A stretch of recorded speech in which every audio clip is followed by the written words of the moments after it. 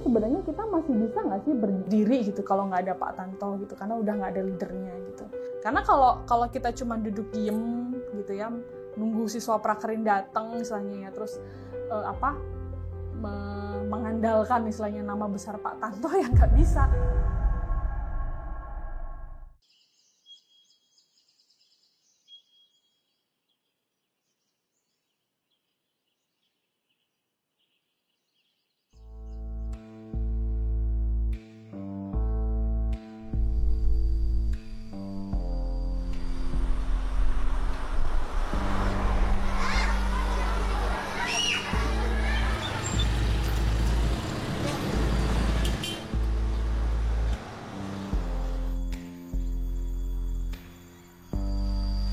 Televisi merupakan media yang kini bukan lagi pilihan utama. Resiko terburuk yang lebih nyata dari disrupsi di industri penyiaran adalah hancurnya endgame stasiun televisi nasional, lokal, publik maupun swasta. Pergeseran demografi antara populasi usia tua lahir sebelum 1997, sebelum internet dan smartphone menjadi esensial. Dengan kelompok populasi usia muda lahir setelah 1997 yang menyebabkan cara menonton televisi yang berbeda.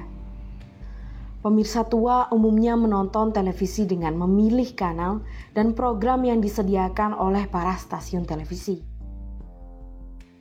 Sementara kaum muda sangat jarang menggunakan televisi. Mereka menggunakan layar televisi seperti menggunakan smartphone, iPad, dan laptopnya untuk menonton segala jenis format video yang diinginkan melalui ketersambungan jaringan internet.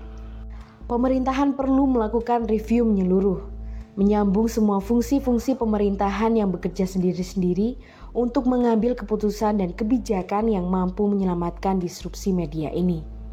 Ditambah lagi carut-marutnya regulasi membuat sejumlah televisi komunitas mengalami dinamika yang cukup berat. Lalu, bagaimana dengan nasib televisi komunitas saat ini?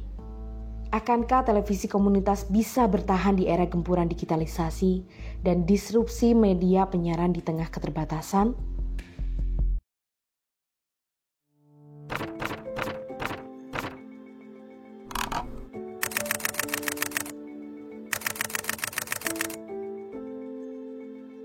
Dalam konteks ini, terjadi analog switch off yang menandai transisi dari siaran televisi analog ke digital yang berlangsung dari 30 April hingga 2 November 2022. Langkah yang diinisiasi oleh Kementerian Komunikasi dan Informatika ini bertujuan untuk meningkatkan kualitas siaran, efisiensi, frekuensi, dan memberikan lebih banyak pilihan konten. Kebijakan analog switch off menjadi tantangan bagi televisi komunitas yang belum siap beralih ke digital karena keterbatasan dana dan teknologi. Analog switch off beresiko mengurangi akses informasi dan keberagaman konten lokal karena stasiun besar lebih siap sehingga televisi komunitas terdesak dalam audiens dan iklan. Televisi komunitas adalah media yang dibentuk oleh kelompok lokal sebagai alternatif tontonan dan sarana pemberdayaan. Media ini menyebarkan informasi mendidik dan menjadi suara aspirasi masyarakat. Namun televisi komunitas menghadapi kendala perizinan yang belum jelas, membuat banyak stasiun berhenti siaran atau gagal sejak awal. Televisi komunitas menghadapi berbagai tantangan, mulai dari persoalan pendirian hingga lemahnya dasar hukum karena tak berizin. Ketergantungan pada dana dan pengaruh pemilik membuatnya rentan, serta kebutuhan dana operasional yang makin besar membatasi ruang gerak. Karena dilarang mencari laba melalui iklan, ketergantungan pada pendanaan luar juga bisa mengorbankan independensi. Masalah-masalah ini dihadapi banyak televisi komunitas termasuk Grabak TV. Sebuah televisi komunitas yang masih aktif dan eksis hingga saat ini yaitu Grabak TV. Televisi komunitas yang telah mengudara sejak 8 November 2004. Berlokasi di Dusun Ponggol 1 Grabak, Magelang, Jawa Tengah.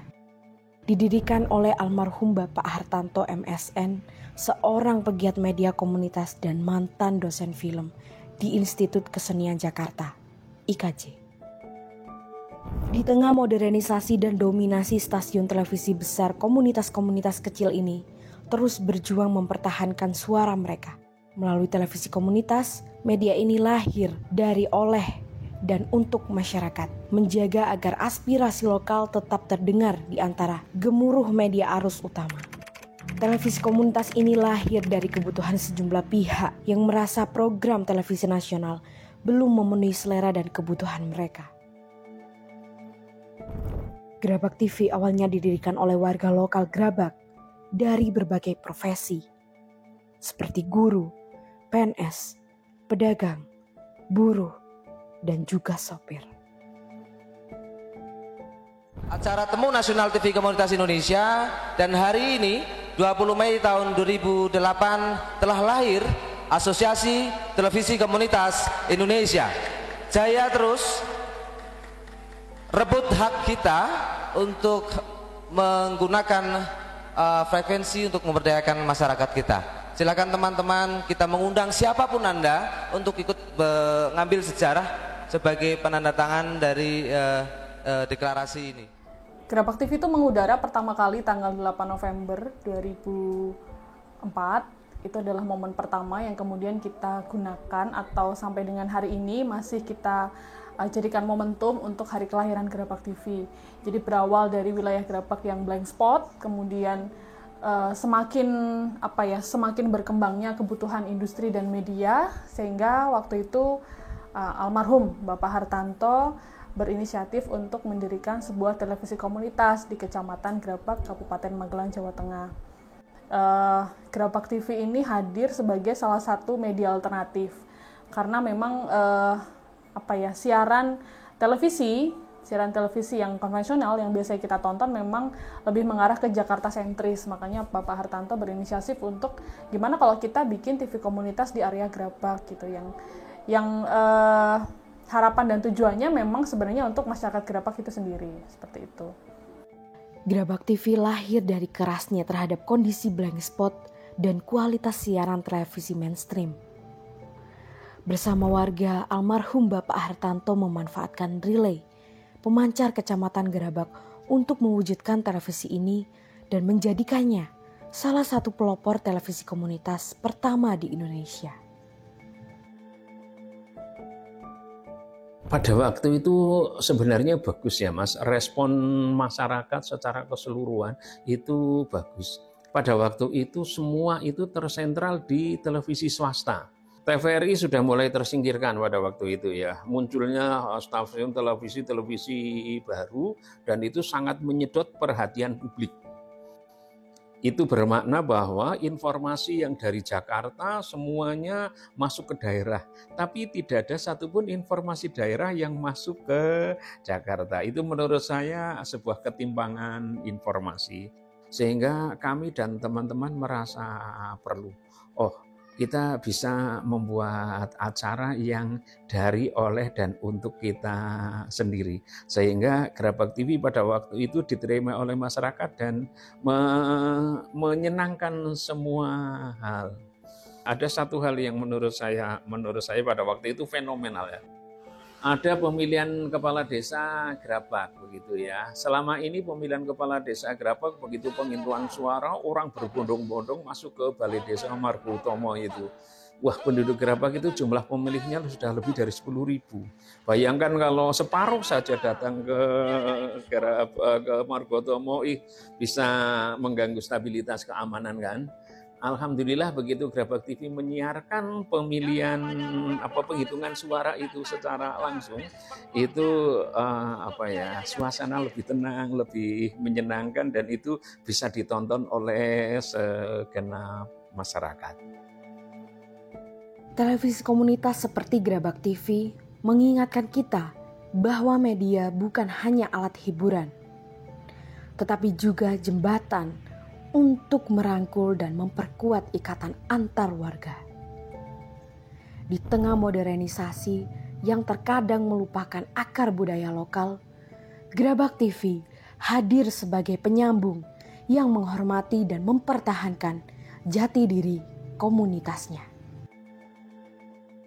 Ya, kalau di Gerabak itu profesinya penggembira, satu penggembira, kemudian juga pelengkap. Tadi tidak punya posisi yang spesial gitu enggak. Cuman yang menonjol adalah dalam bidang seni. Intro pertama. Yang musik referen.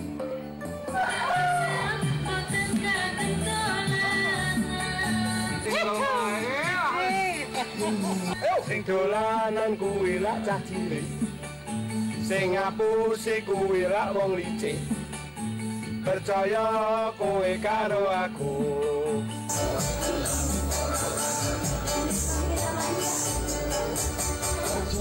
Tanto bilang, Pak Musri, jenengan membuat syair bagus, tapi mbok coba membuat lagunya, jangan syairnya saja. Saya berpikir, akhirnya sampai rumah, wah mereka bisa, kenapa aku enggak bisa? Coba, itu akhirnya saya coba. Setelah saya coba, tapi enggak sepengetahuan Pak Tanto, saya mencoba itu. Ya tidak urut mungkin ya, satu Taman Kiai Langgeng, Pari Antresno, Rasakno, Syarat Urip, Bejo, Mas Keli, terus Pari Antresno, terus apa itu yang dua aku lupa, ada 9 pokoknya.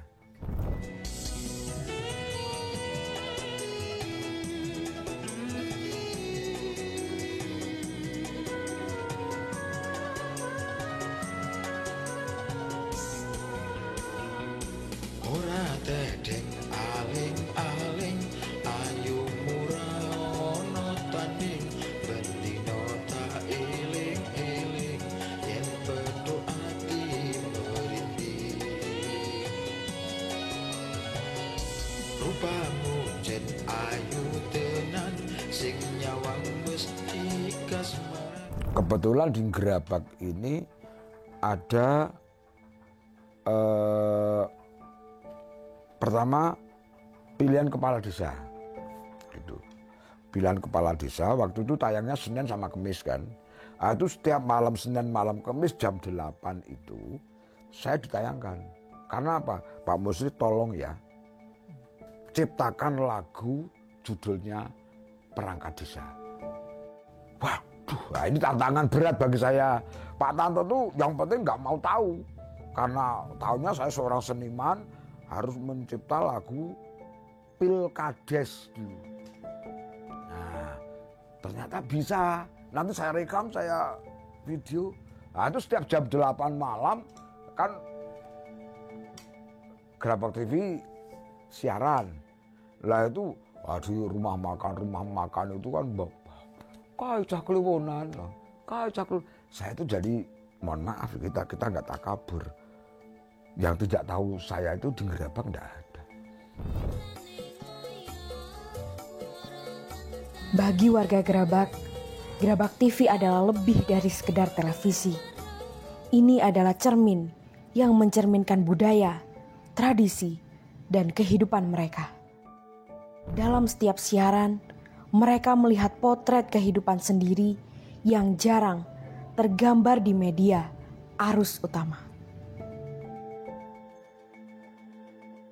Jadi saya menyaksikan betul gitu loh bagaimana Gerabak TV mengalami dinamika, mengalami perubahan, mengalami berbagai macam tantangan gitu ya. Sebagaimana televisi komunitas, karena memang eksistensi televisi komunitas di era digital ini menurut saya menjadi sesuatu yang gampang gitu. Jadi antara ada dan tiada, kalaupun ada layu sebelum berkembang gitu. Nah, ini yang yang kemudian saya lihat bahwa Gerabak TV ini sebenarnya masih punya potensi yang sangat bagus gitu, mengingat bahwa ada banyak sekali peluang yang sebenarnya tidak hanya di Gerabak sih ya, tapi di beberapa pegiat media-media komunitas pun juga pasti akan ngalamin hal yang sama gitu, bahwa semuanya pasti ada peluang, pasti ada sesuatu yang bisa kita eksplor gitu. Hanya mungkin kita punya keterbatasan dan sebagainya seperti itu. Dan melihat sampai dengan saat ini kok Gerabak TV masih eksis dan masih berkembang, itu menurut saya itu sudah pencapaian yang luar biasa gitu, karena TV komunitas masih bisa bertahan sampai 20 tahun gitu, 2 dekade, melewati berbagai macam dinamika. Itu menurut saya luar biasa sih. Kameramennya Karim. 8 start dari sini. Ya, 08. Udah 8 kan? Tes. 5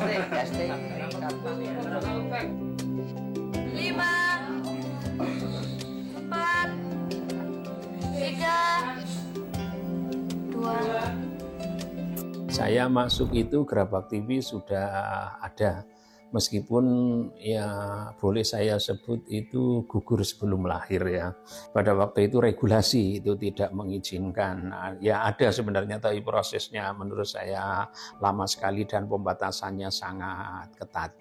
Sehingga Gerabak TV lahir itu karena ya kebetulan saja masyarakat Gerabak itu sebagai masyarakat yang termarginalkan. Karena televisi swasta pada waktu itu tidak ada satupun yang bisa masuk. Sehingga pemerintah dalam hal ini mungkin TVRI pada waktu itu memberikan semacam pemancar tambahan di kecamatan. Tapi ternyata berikutnya itu bisa juga dimasuki stasiun televisi swasta. Pada waktu itu sarana komunikasi media sosial kan belum seheboh hari ini. Jadi televisi itu masih menjadi penyedot utama perhatian masyarakat sebagai sarana komunikasi. Sehingga kita mencoba memfasilitasi itu dan masyarakat menerima. Namun perjalanan televisi komunitas di Indonesia tidaklah mudah. Mereka dihadapkan pada tantangan yang besar, mulai dari masalah pendanaan, perizinan, hingga teknologi. Perubahan dari analog ke digital yang dikenal sebagai analog switch off menjadi pukulan berat tanpa dukungan finansial dan teknologi. Banyak dari mereka yang tidak mampu untuk bertahan.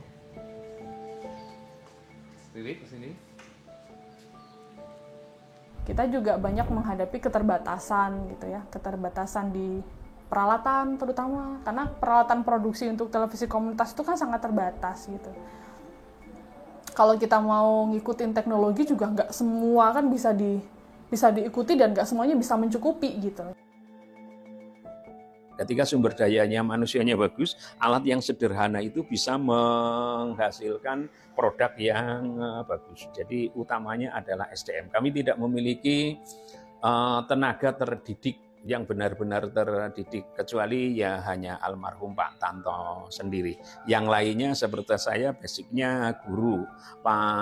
Mungkin yang lain ada yang sopir, ada yang petani dan seterusnya. Jadi sumber dayanya itu yang menjadi utama.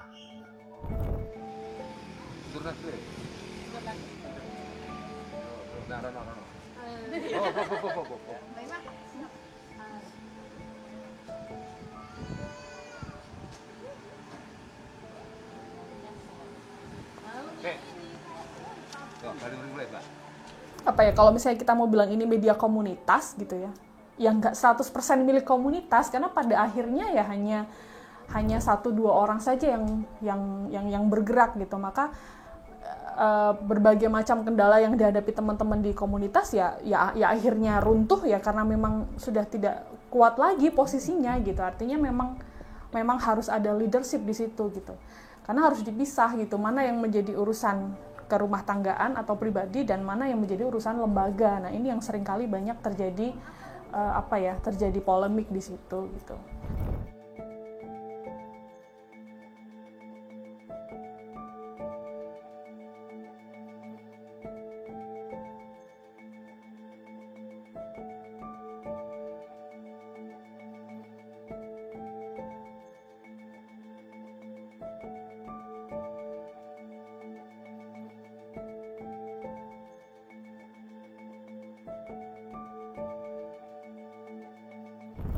Saya kehilangan leader gitu, kehilangan Pak Hartanto itu sesuatu yang berat gitu, dan buat saya pribadi awal ini jadi titik awal gitu. Ini Gerabak TV itu sebenarnya masih mau dilanjutkan nggak sih kalau nggak ada Bapak Hartanto gitu.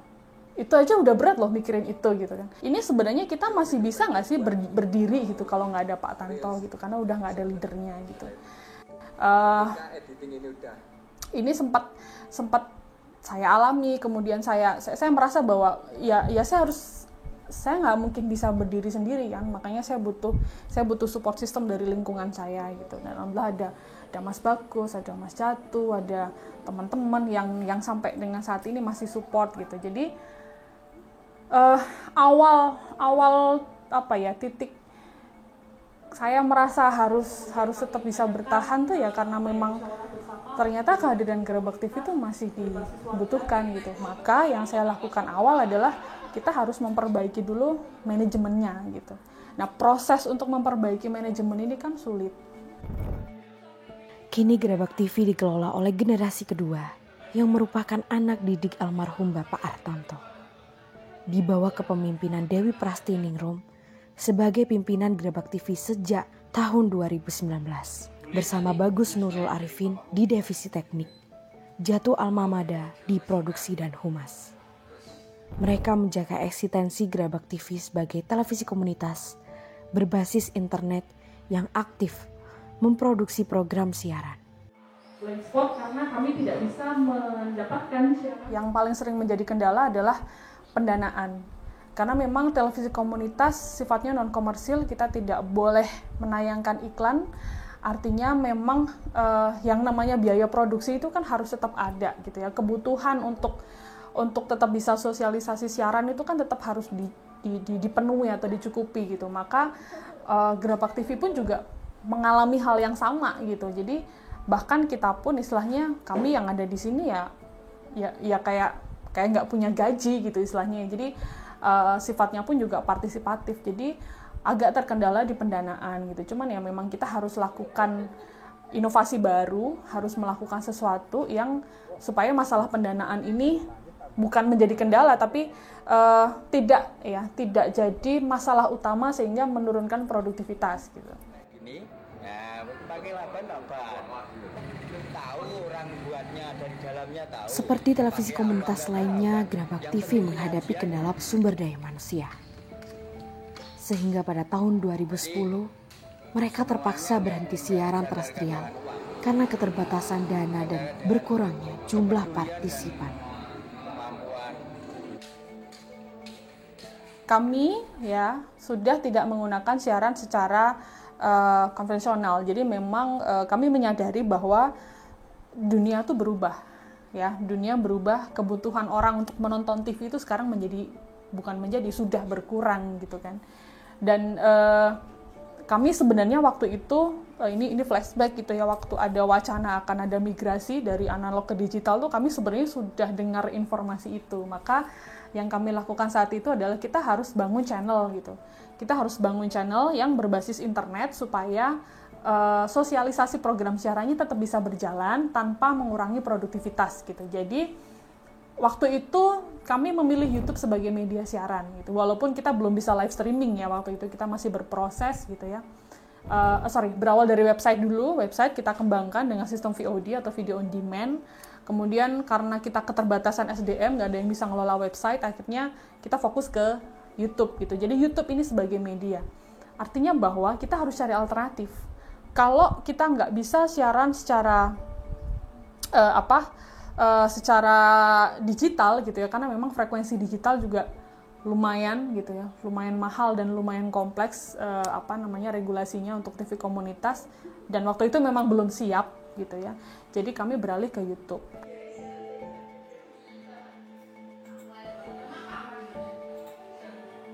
Dampaknya sangat besar karena nggak cuma orang Gerabak saja dan nggak cuma sekitaran Gerabak saja yang dapat menikmati hasil video dari anak-anak magang dan juga hasil video dari Gerabak TV itu sendiri. Jadi dampaknya besar, apalagi ke orang-orang Gerabak yang notabene merantau atau sudah pindah dari Gerabak. Mereka kangen akan kondisi atau situasi Gerabak saat ini, mereka bisa mengakses di YouTube Gerabak TV. Gerabak TV seperti televisi komunitas lainnya, tidak terlepas dari masalah ini. Mereka harus berpikir keras mencari jalan untuk tetap eksis di tengah keterbatasan. Hingga akhirnya keputusan beralih ke platform internet. Menjadi solusi yang diambil, mereka mulai memanfaatkan platform YouTube sebagai saluran untuk siaran. Langkah yang memungkinkan mereka untuk tetap hadir di tengah masyarakat meski tidak lagi berada di layar kaca televisi konvensional. Strategi Gerabak TV untuk bertahan di era zaman sekarang tentunya tidak hanya berfokus ke hal itu aja, melainkan ke dunia pendidikan. Di mana dunia pendidikan itu masuknya ke ranah dunia program magang yang notabene itu untuk teman-teman dari SMK, namun kita juga tidak menutup kemungkinan membuka program magang baik untuk teman-teman dari guru ataupun masyarakat umum yang pengen belajar di dunia broadcasting ataupun perfilman. Tidak hanya sekedar siaran, Gerabak TV juga berperan sebagai tempat belajar bagi generasi muda. Setiap tahunnya, puluhan siswa dari SMK dan perguruan tinggi datang untuk magang, mempelajari cara kerja di balik layar. Mereka diberi kesempatan untuk tidak hanya belajar teknik pertelevisian, tetapi juga literasi media dan memahami pentingnya isi siaran yang mendidik dan bermakna.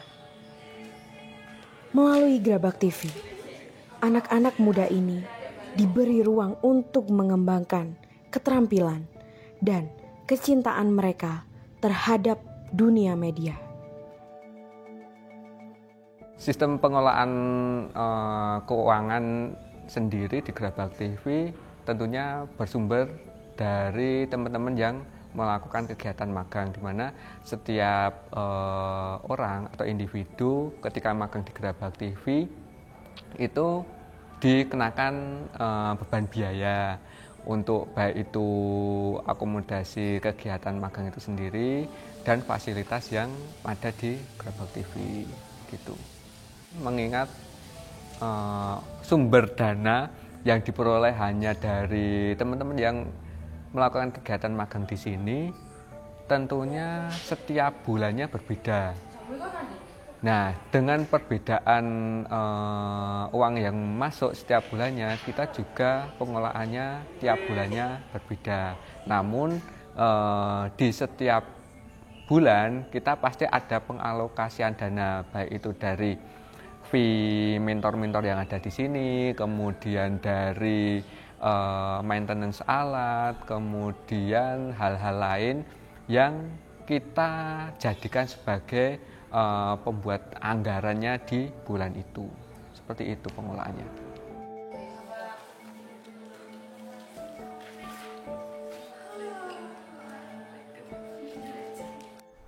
Kami menyadari bahwa menjadi tempat PKL saja nggak cukup gitu. Maka kami, saya, Mas Bagus, Mas Jatuh, Mas Arif, dan teman-teman itu berusaha gitu. Kita juga harus mengembangkan diri gitu. Karena kalau kita cuma duduk diem gitu ya, nunggu siswa prakerin datang misalnya ya, terus mengandalkan misalnya nama besar Pak Tanto, yang nggak bisa. Kita yang harus berkembang, kita yang belajar gitu. Jadi kita juga keluar, kita juga melihat situasi kondisi di luar industri pertelevisian itu sekarang perkembangannya seperti apa, kurikulum pendidikan yang sekarang itu seperti apa. Nah, kita ada link and match dengan sekolah. Jadi kami sebagai pihak industri bekerja sama dengan sekolah atau kampus. Jadilah ada program guru tamu atau instruktur mengajar seperti itu. Di tengah upaya untuk bertahan, Gerabak TV juga membuka tempat uji kompetensi bagi siswa dan guru. Melalui sertifikasi kompetensi ini, mereka tidak hanya menyediakan pelatihan, tetapi juga membuka peluang pendanaan yang sangat dibutuhkan. Memang untuk sistem magang di Gerabak TV, teman-teman itu harus punya proyek, baik itu proyek kelompok maupun individu. Jadi ada beberapa tahapan, jadi semuanya bertahap ya, materi-materi yang kita berikan bertahap juga. mulai dari fotografi, jadi ada project fotografi, kemudian belajar jurnalistik, dasar-dasar jurnalistik juga kita ada project reportase, kemudian nanti bertahap teman-teman belajar feature atau dokumenter gitu ya, soft news, kemudian teman-teman juga produksi film pendek di sini gitu ya. Kemudian produksi ILM juga gitu, dan yang setiap minggu menjadi program rutin kami adalah teman-teman yang magang itu produksi konten. Jadi harapan kami ini sebagai implementasi dari Technopreneur gitu. Bagaimana teman-teman cakap menggunakan teknologi sebagai upaya untuk paling enggak implementasi tentang entrepreneurship. Jadi kita nggak pernah tahu kan gitu. Tapi bidang kerja yang nanti akan dihadapi oleh teman-teman ini yang berkaitan dengan digital marketing gitu ya. Bagaimana pemanfaatan sosial media, maka produksi konten itu jadi salah satu program wajib ya, bisa kelompok, bisa individu yang harus teman-teman produksi selama di Grabpak gitu. Langkah awal tentunya dari awal brainstorming ya. Brainstorming, terus mereka masuk ke tahap praproduksi di mana mereka harus menyiapkan naskah tentunya, naskah nanti diolah, kemudian nanti dari naskah tersebut dapat kita ketahui kebutuhan alat-alat teknisnya apa saja yang dibutuhkan, apa saja yang harus disiapkan, kemudian nanti ke proses produksi, di mana produksi itu juga eksekusi dari hasil mereka brainstorming dan hasil dari naskah tersebut. Kemudian nanti masuk ke post pro itu ada proses editing tentunya banyak, mencakup editing video, nanti ada scoring, ada mixing audio, dan juga nanti kita cek quality controlnya apakah sudah siap untuk on air atau di-upload ke sosmed kita maupun platform video kita.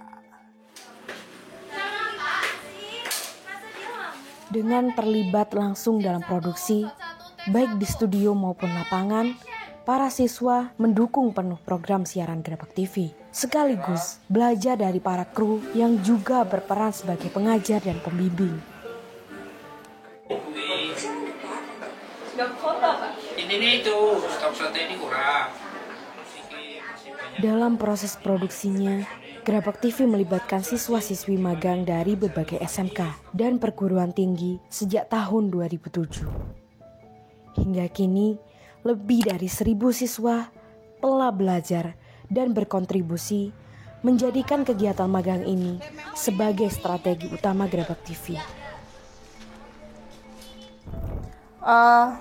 Sistem magang di tempat kami itu memang agak berbeda dibandingkan dengan tempat lain mungkin ya. Mungkin kalau di tempat lain ya siswa yang magang itu ditempatkan dalam satu divisi gitu ya. Kemudian latihan kerja kan seperti ya. Sebenarnya sama aja sih konsepnya. Cuman kalau di Grabpak memang kita pengelolaannya dua arah gitu. Jadi kita nggak hanya menempatkan teman-teman yang magang ini sebagai kru gitu ya atau sebagai pelaksana produksi, enggak gitu. Tapi kita anggap teman-teman tuh seperti tim gitu. Kadang-kadang saya merasa bahwa ini udah kayak anak-anak saya sendiri gitu, kayak adik-adik saya sendiri gitu. Dewi Prastiningrum, penerus perjuangan Grabpak TV, bersama dengan timnya yang berdedikasi, terus berjuang agar televisi komunitas ini tetap hidup. Dengan keterbatasan dana, mereka menemukan cara baru untuk menjaga keberlangsungan program-program mereka. Salah satunya, melalui program-program magang ini, selain membantu dalam aspek teknis, kehadiran siswa magang juga memberikan bantuan finansial yang sangat berarti.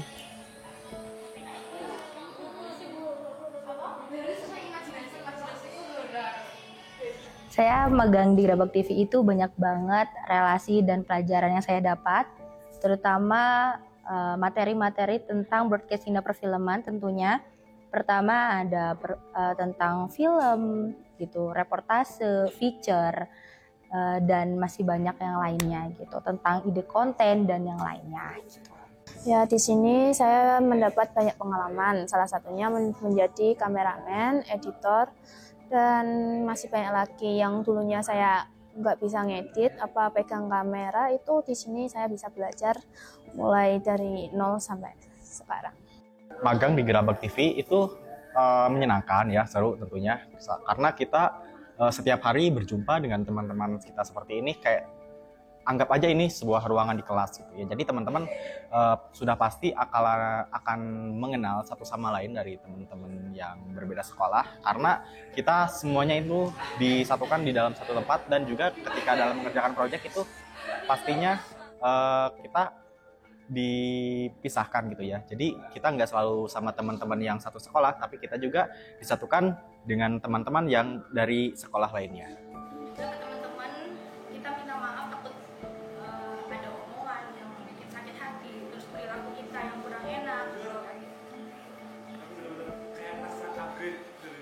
Hari ini saya tidak bisa menilai secara ya Mbak ya, karena saya tidak begitu aktif berada di sana, tapi saya melihat nama-nama yang ada di sana. Saya masih senang ada Mbak Dewi dan kawan-kawan itu lahir bersama dengan saya. Saya pada waktu itu Mbak Dewi masih SMA, kemudian berkembang hari ini dan masih bermanfaat untuk dunia pendidikan. Itu menurut saya sangat baik, karena kalau Ki Hajar Dewantara ya, siapapun adalah guru dan dimanapun adalah tempat. Gerabak TV terpencil, tidak terkenal, tetapi ketika kita bisa hadir di situ, kita bisa mengambil nilai-nilai positif dari situ, kita bisa belajar dari situ, saya kira itu tetap memberikan manfaat untuk kita.